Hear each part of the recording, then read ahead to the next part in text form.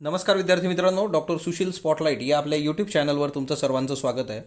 22 April 2021च्या चालू घडामोडींचं विश्लेषण आपण बघणार आहोत. तत्पूर्वी डॉक्टर सुशील स्पॉटलाईटला टेलिग्रामवर फॉलो करण्यासाठी डिस्क्रिप्शनमधली लिंक तुम्ही वापरू शकता. फेसबुकवर आपला ग्रुप आहे, तिथेही फॉलो करू शकता. आजची जी पहिली न्यूज आहे ती नाशिकमधली आहे.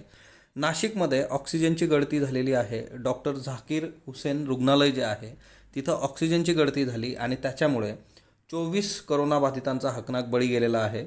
एकंदरीत तर याच्यासाठी आता तपासाकरता उच्चस्तरीय समितीचं गठीत करण्यात येणार आहे की कशा पद्धतीने या गोष्टी झाल्या. परंतु एकंदरच एक गोष्ट फार क्लिअर आहे की पायाभूत सुविधा प्रॉपर नसणं हा एक बेसिक मुद्दा असतो. आणि दुसरी महत्त्वाची गोष्ट की कदाचित तिथं काम करणाऱ्या लोकांचं दुर्लक्ष किंवा हलगर्जीपणा या दोन गोष्टी असू शकतात. म्हणजे मानवी हस्तक्षेप तो एक महत्त्वाचा मुद्दा आहे किंवा तुमचं इन्फ्रास्ट्रक्चर प्रॉपर नाही आहे तोही एक महत्त्वाचा मुद्दा असू शकतो. आता तपासासाठी उच्चस्तरीय समिती गठीत करण्यात येणार आहे. बघूयात येत्या काळात तिच्यातून काय येतं. परंतु जी काही नाशिकची महापालिका आहे तिने मृतांच्या नातेवाईकांना 5 लाख रुपयांची मदत जाहीर केलेली आहे. तसंच आपले जे मुख्यमंत्री आहेत उद्धवजी ठाकरे त्यांनीसुद्धा मृतांच्या वारसांना 5 लाख रुपयांची मदत जाहीर केलेली आहे. आजची तर 22 एप्रिल जे वैशिष्ट्य आहे आजच्या दिनाचं ते म्हणजे जागतिक वसुंधरा दिवस, वर्ल्ड अर्थ डे आहे बघा आज. आणि 2021ची याची संकल्पना आहे रिस्टोर अवर अर्थ. आपली जी काही पृथ्वी आहे त्या पृथ्वीचं संवर्धन करणं आणि तोच मूळ मंत्र याच्यामध्ये आहे. 1970पासून 22 एप्रिल हा दिवस जागतिक वसुंधरा दिवस म्हणून साजरा होतो. 22 एप्रिल 1970ला पहिला वसुंधरा दिवस साजरा करण्यात आला होता. 1969मध्ये युनेस्कोची परिषद झाली होती बघा सॅन फ्रान्सिस्को येथे, जिथं जागतिक वसुंधरा दिवस साजरा करण्यासंबंधीचा निर्णय घेण्यात आला होता. सो जागतिक वसुंधरा दिवसाचं बेसिक इतकंच आहे की आपली जी पृथ्वी आहे त्या पृथ्वीसंबंधी जनजागृती करणं, तिचं संवर्धन करणं आणि शाश्वत विकास कसा साधला जाईल याच्यासंबंधी काम करणं इथं अपेक्षित आहे. आता दुसरा एक महत्त्वाचा अहवाल आलेला आहे बघा, तो म्हणजे जागतिक पर्यावरणाची स्थिती 2020 संयुक्त राष्ट्र. संयुक्त राष्ट्रांनी हा जो अहवाल दिलेला आहे याच्यामध्ये काही बेसिक गोष्टी त्यांनी ज्या सांगितलेल्या आहेत तिच्यामध्ये वातावरणातले तीव्र बदल आणि कोरोना संसर्गाची लाट यामुळं 2020मध्ये कोट्यावधी नागरिकांना फटका बसलेला आहे. म्हणजे याचा जो नकारात्मक इम्पॅक्ट आहे तो कोट्यावधी लोकांवर आहे. जगभरामध्ये टाळेबंदीमुळे मानवी हस्तक्षेप कमी झाला असताना पर्यावरण बदलाच्या वेगावर त्याचा काहीही परिणाम झाला नसल्याचं सिद्ध झालेलं आहे. सो हा एक खूप महत्त्वाचा मुद्दा आहे की एकंदरीतच टाळेबंदी होती, लॉकडाऊन होतं, लोक घरात होते, त्याच्यामुळे काय होतं की पर्यावरणामध्ये त्यांचा जो हस्तक्षेप डे टू डे लाईफमध्ये होत होता तो कमी झाला. तरीसुद्धा पर्यावरण बदलाच्या वेगावर त्याचा काही परिणाम झाला नाही. त्याचं रिझन असं आहे, फक्त 2020चा जर तुम्ही विचार केला तिच्यात टाळेबंदीचे जे काही दिवस आहे म्हणजे ॲज कम्पेअर आत्तापर्यंत मानवाने जो काही हस्तक्षेप केलेला आहे पर्यावरणाच्या याच्यामध्ये ती इतके दिवसाचा हस्तक्षेप आहे. म्हणजे याच्यामध्ये कसं आहे ना की जो माणूस 10 वर्षापासून 20 वर्षापासून दारू पितो त्याला 1 महिन्यात औषध देऊन दारू सोडायला लावणं असला हा प्रकार आहे. तर तसं होत नसतं आणि त्याच्यामुळे मानवी हस्तक्षेप कमी झाला, पण तो फार कमी कालावधीसाठी होता. तिच्यामुळे एकंदरच पर्यावरण बदलाच्या वेगावर त्याचा इम्पॅक्ट लगेच होईल असं नक्कीच नाही. दुसरी महत्त्वाची गोष्ट जी आहे 2020 हे वर्ष जे आहे आतापर्यंतच्या 3 सर्वात उष्ण वर्षांपैकी एक वर्ष म्हणून नोंदवलेलं आहे. तर हाही एक फार महत्त्वाचा मुद्दा आहे. 2020चं जे वर्ष आहे तर आतापर्यंतचे 3 सर्वात उष्ण वर्ष तिच्यामधलं ते एक वर्ष आहे. औद्योगिकरण पूर्व म्हणजे 1850 ते 1900 हा जो कालावधी आहे औद्योगिकरणाच्या पूर्वीचा, त्या काळाच्या तुलनेमध्ये जागतिक तापमानामध्ये 1.2 डिग्री सेल्सिअसनी वाढ झालेली आहे. सो हा एक महत्त्वाचा मुद्दा याच्यातला. 2011 ते 2020 हे आतापर्यंत सर्वाधिक उष्ण दशक ठरलेलं आहे. म्हणजे याचा अर्थ काय होतो ना की जसं जसं आपण पुढं सरकतोय तसं तसं ग्लोबल वॉर्मिंग किंवा हवामान जे आहे तर त्याच्यातली उष्णता वाढत जाते. 2020मध्ये भारत बांगलादेश सीमेवर जे ॲम्फान नावाचं वादळ आलं होतं बघा, जे आपण केलेलं आहे ॲम्फॅनवर सेपरेट लेक्चरसुद्धा आपल्या याच्यात आहे. उत्तर हिंदी महासागर क्षेत्रात आलेलं हे जे वादळ आहे ते सर्व वादळांपेक्षा सर्वाधिक नुकसान करणारं वादळ होतं बघा. वादळामध्ये की बाबा ते सुपर सायक्लोन वगैरे त्याचा स्पीड वगैरे हे जे आहे यांनी सर्वात जास्त नुकसान आपलं केलेलं आहे. ॲम्फान वादळामुळे भारताला 14 अब्ज डॉलरचा फटका बसल्याचं या अहवालात नमूद करण्यात आलेलं आहे.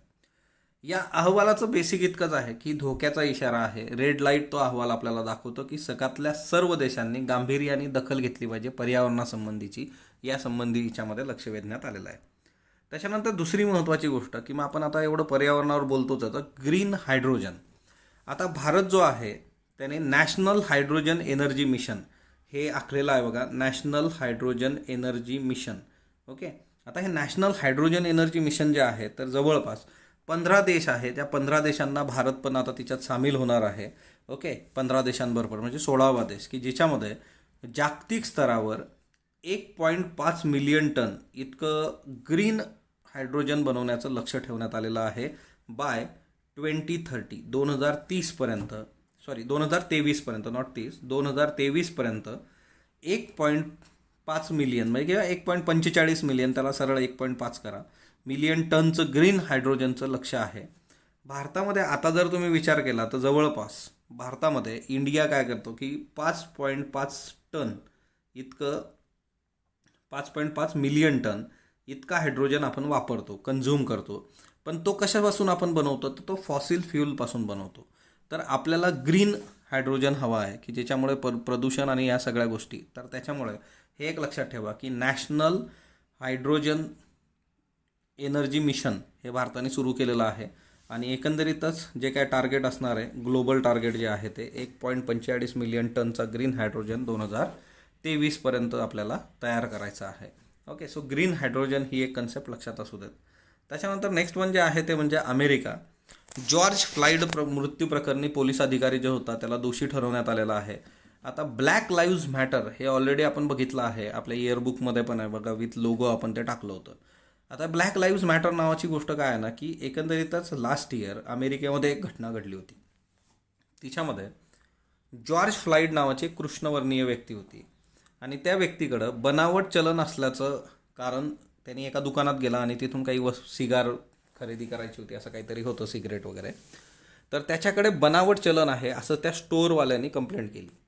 आणि त्यावेळेस जो काही पोलीस अधिकारी होता, त्या पोलीस अधिकारी, त्याचं नाव आहे डेरेक शॉविन. आता डेरेक शोविन हा जो पोलीस अधिकारी होता, स्टोअर मालकांनी कंप्लेंट केल्यानंतर डेरेक शोविनने काय केलं की जॉर्ज फ्लाइडला पकडलं, जमिनीवर पाडलं आणि स्वतःचा गुडघा जो होता तो त्याच्या मानेवर दाबला आणि त्याच्यामधून काय आलं की जॉर्ज फ्लाइडचा मृत्यू झाला. मग याच्यामधून कृष्णवर्णीय व्यक्तीला मारल्यामुळं ती एक चळवळ सुरू झाली. ती फक्त अमेरिकेत नाही तर अख्ख्या जगात पसरली. Black leaves matter.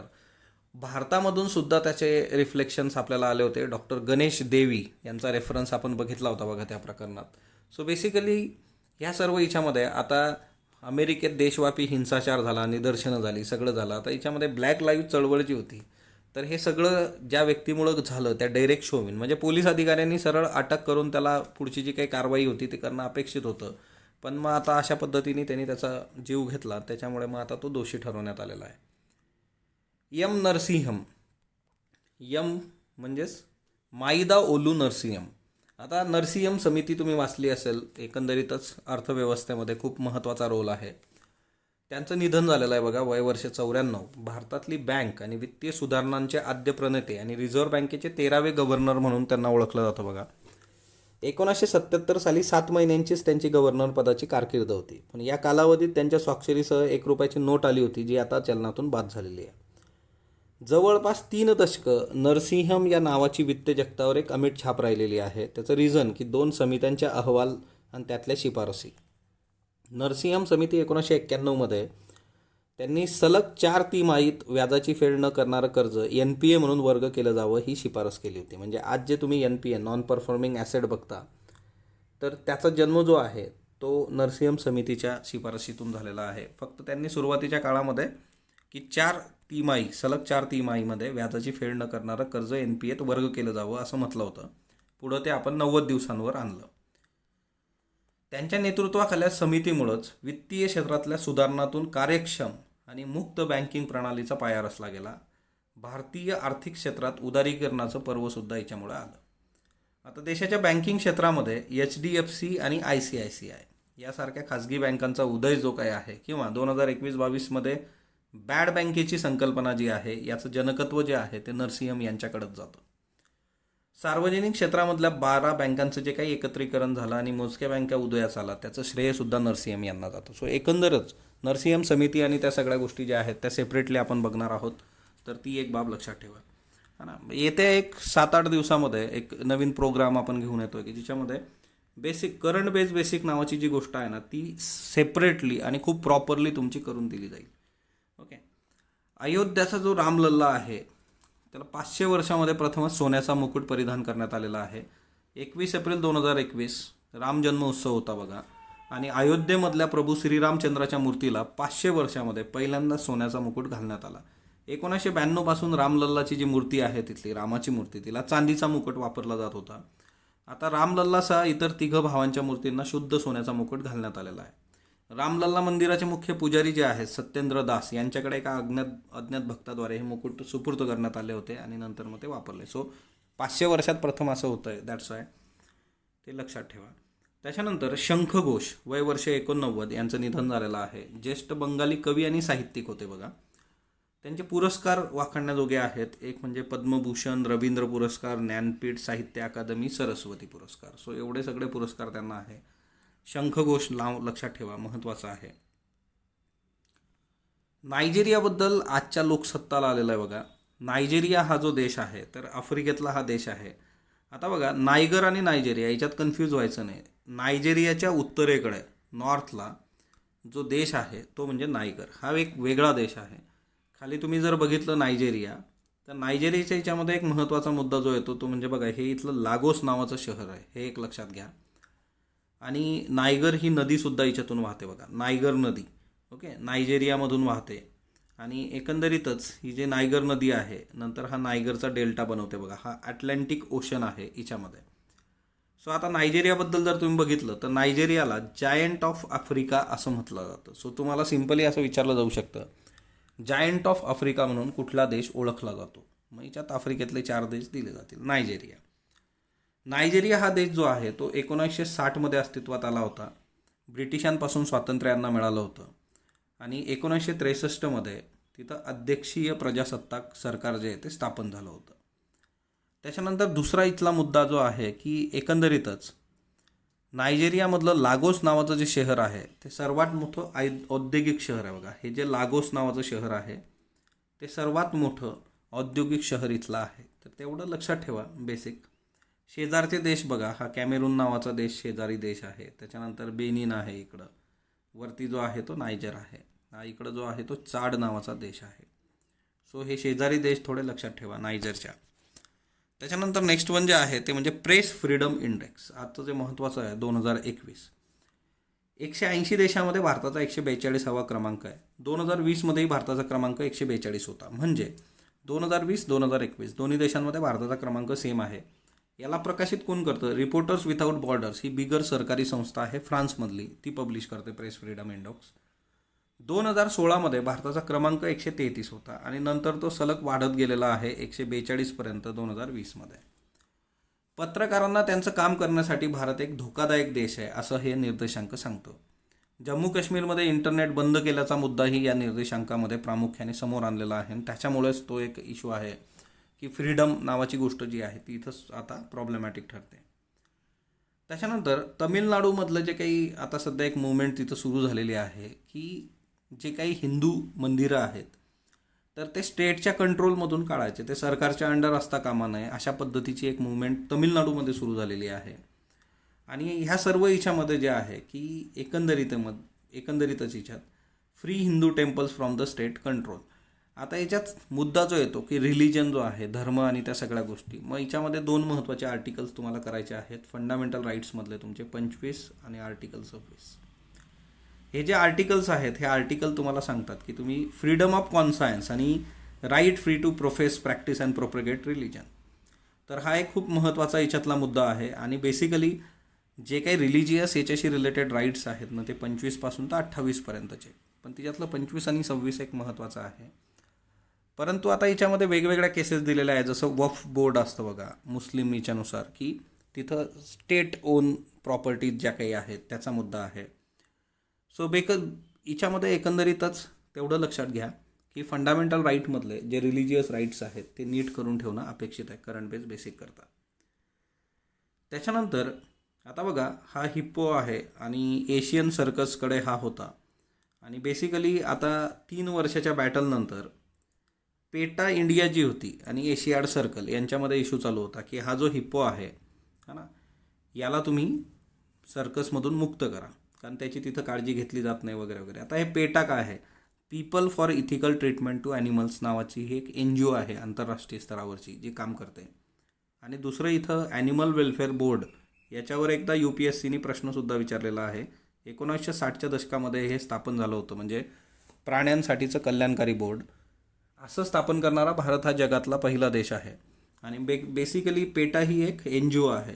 आणि मग त्यांनी हा हिप्पो जो आहे त्याला आता एका वेलफेअर ट्रस्टकडे सोपवण्यात आलेला आहे. हे 3 वर्षाचा जो काही संघर्ष होता पेटाचा तो त्यांनी जिंकलेला आहे. तर एकंदरीतच पेटा लक्षात ठेवा आणि ॲनिमल वेलफेअर बोर्ड लक्षात ठेवा. ॲनिमल वेलफेअर बोर्डवर ऑलरेडी प्रश्न आलेला आहे. हे कधी चर्चेत असतात बघा, बुलक कार्ड रेस असते किंवा मग एकंदरच खाली जे काही बैलांच्या रेस किंवा खेळ केले जातात है ना, कंबाला असेल, तर त्यासंबंधी हे लोक चर्चेत असतात नेहमी. तेवढं एक तुम्हाला पेटा आणि ॲनिमल वेलफेअर बोर्ड माहीत पाहिजे. आता नंबी नारायण यांच्या बाबतीमध्ये जी काही इस्रोची केस झाली होती बघा, इस्रोचं हेरगिरी प्रकरण जे काही झालं होतं, तर एकंदरीतच आपण याचे रेफरन्स बघितले होते की निवृत्त न्यायाधीश DK जैन यांची समिती पण नेमण्यात आली होती बघा सुप्रीम कोर्टाद्वारे. DK जैन समिती जी आहे 2018मध्ये या समितीची स्थापना सर्वोच्च न्यायालयाने केली होती. आणि नंतर समितीने जो अहवाल आहे तो डायरेक्टली CBIला तो गोपनीय ठेवून सुपूर्द करण्यात आलेला आहे. आता हे जर प्रकरण तुम्ही बघितलं तर नंबी नारायण हे जे आहे तर यांच्यावर मूव्ही पण येतोय आता. भारतीय अवकाश संशोधनामध्ये 1970च्या दशकात त्यांनी प्रवेश केला होता. त्यावेळेस अग्निबाणांसाठी क्षेपणास्त्रासाठी आपण घनरूपातलं इंधन वापरत होतो, सॉलिड फ्युल्स आपण वापरत होतो. परंतु नंतरच्या काळामध्ये की द्रवरूप इंधन जे आहे ते अधिक कार्यक्षम ठरेल असं नंबी नारायण यांची धारणा होती. आणि त्याला त्यावेळेच्या बाकीच्या वरिष्ठांनी सुद्धा त्यांना नामविवेद न करता त्यांना सपोर्ट केला आणि प्रिस्टन विद्यापीठ जे आहे त्याच्यावर तिथं त्यांना अभ्यासासाठी पाठवलं. आणि पुढं द्रव स्वरूपातल्या इंधनाची यंत्रणा त्यांनी विकसित केली. आता याच्यामध्ये जे आहे की क्रायोजेनिक, मग पुढचा टप्पा असतो क्रायोजेनिक तंत्रज्ञान.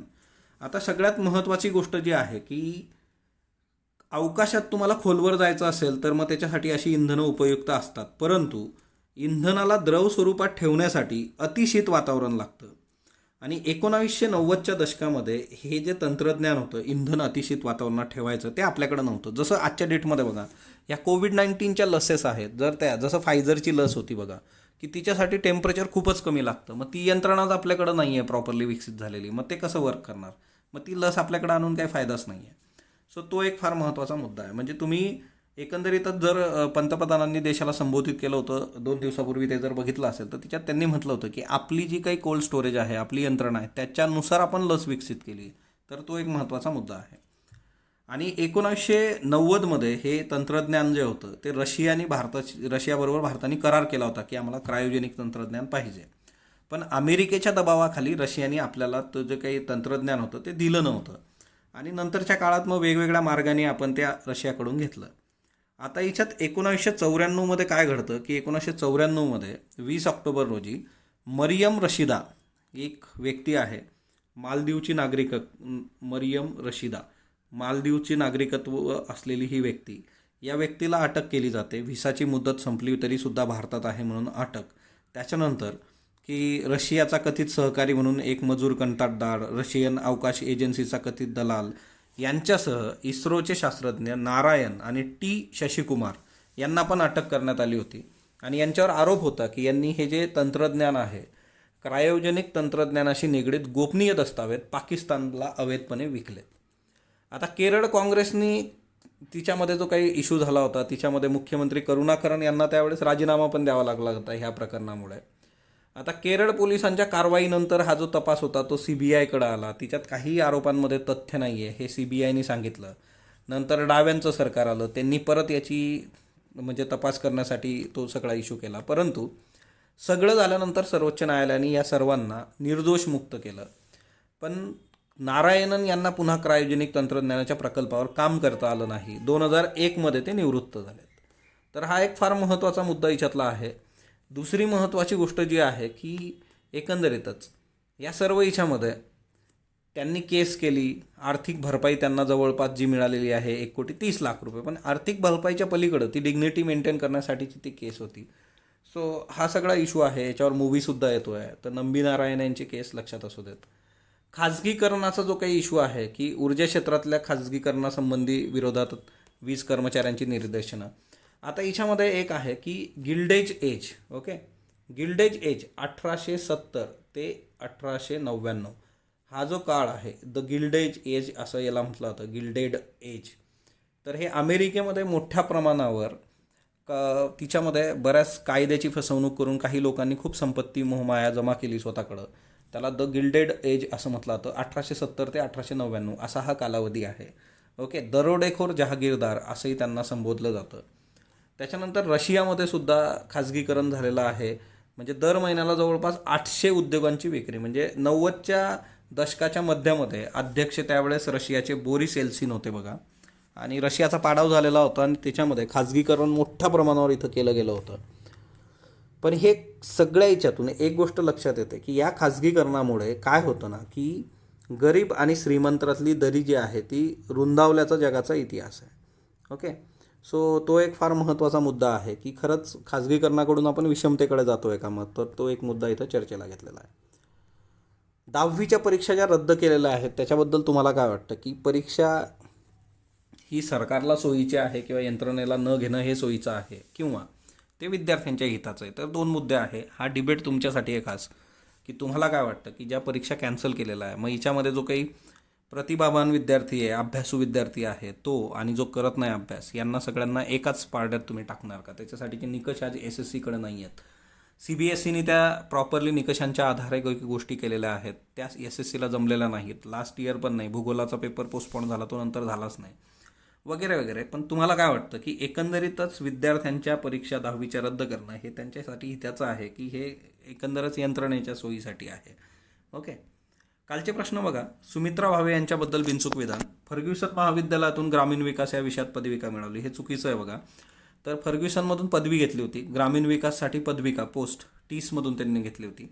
कासवसाठी 16मध्ये राष्ट्रीय पुरस्कार, बरोबर आहे. दोघी हा त्यांचा पहिला पूर्ण लांबीचा चित्रपट होता, बरोबर आहे. सो ब आणि क बरोबर आहे. ब्रू जमातीचे कायमस्वरूपी पुनर्वसन करणारे राज्य खालीलपैकी कोणते? त्रिपुरा हे त्याच्यातलं उत्तर आहे बघा. परग्रहावर मंगळ हेलिकॉप्टर फिरवणारा पहिला देश कुठला? अमेरिका. गरुड ही लष्करी कवायत भारत कोणत्या देशाबरोबर करतो? फ्रान्स. क्युबा या देशाला 1959 नंतर प्रथमच कॅस्ट्रो परिवारावरील व्यक्तीचं नेतृत्व 2021 लाभलं, बरोबर. क्युबा हा देश लोकशाहीवादी देश असून नाही, कम्युनिस्ट आहे, अमेरिकेच्या दूरचा आहे, जवळचा नाही.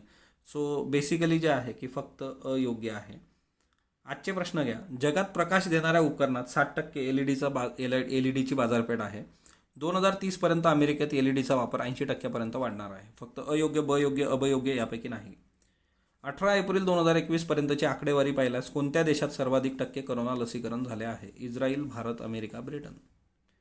प्रकाश खरत यांच्याबाबत बिनचूक विधान ओळखा. ते परिवर्तनवादी चळवळीशी जोडले गेले होते.